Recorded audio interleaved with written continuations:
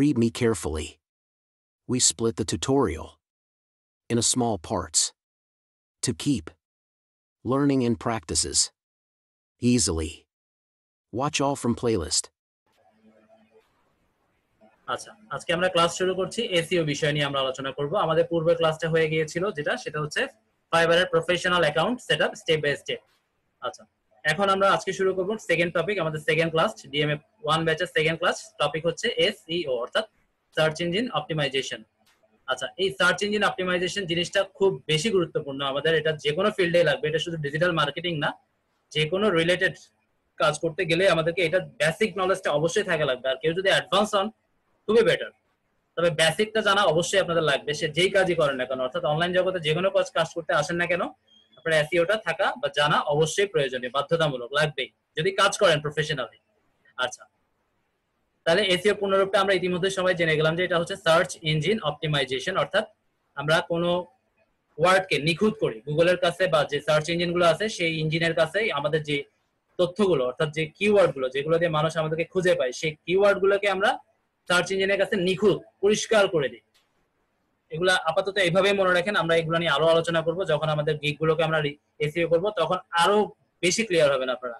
এখন জাস্ট এই জিনিসগুলো মনে রাখতে চেষ্টা করেন, মনে না রাখলেও সমস্যা নাই, আমাদের ভিডিও রেকর্ড করা থাকবে, সেখান থেকে আবার আপনারা শুনে নিতে পারবেন। আচ্ছা, এসইও হচ্ছে একটি পদ্ধতি যার মাধ্যমে বিভিন্ন সার্চ ইঞ্জিন, অনেক ধরনের সার্চ ইঞ্জিন আছে, তার মধ্যে সবচেয়ে বেশি ব্যবহৃত হচ্ছে গুগল, তারপর হচ্ছে ইয়াহু, তারপর বিং, তারপর ইয়ান্ডেক্স, তারপর বাইদু।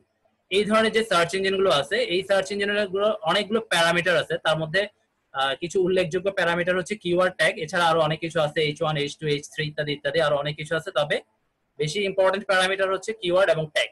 তারপর হচ্ছে H1, এই তিনটা জিনিস প্যারামিটারের মধ্যে খুব বেশি ইম্পর্টেন্ট, এগুলোকে আমরা প্যারামিটার বলি। এই প্যারামিটার গুলো ব্যবহার করার মাধ্যমে একটা ওয়েবসাইটের যে কোনো একটা পেজকে সার্চ ইঞ্জিন রেজাল্ট পেজে কত উপরে বা কত নম্বরে বা কত ভালোভাবে দেখাবে সেটাই কিন্তু নিশ্চিত করা যায় এই এসইওর মাধ্যমে। আচ্ছা, ঠিক আছে, এই এসইওটা মূলত দুই রকমের, সেটা হচ্ছে on page search engine optimization, এটা আমি একটু পরে আলোচনা করব, একদম ক্লিয়ার সহজভাবে আলোচনা করব।